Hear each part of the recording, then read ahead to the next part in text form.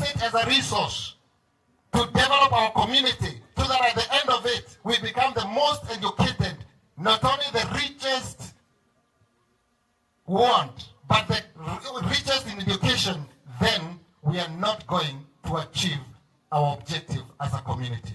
Transformation will only come through education and spirituality. The final point I want to mention.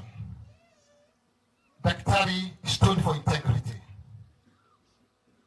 When I decided to go and run for the seat of MP, he called me for coffee and he asked me, Genesio, we've served with you in the ministry of preaching the gospel.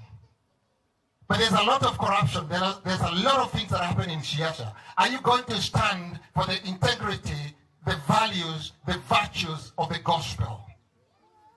And I said, Daktari, you are mentor to me. You stood when you were government pathologist. I am trusting God I will.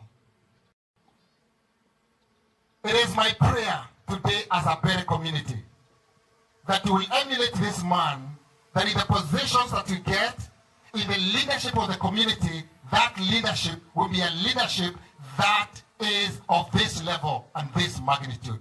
A leadership that is God-led, spiritual leadership.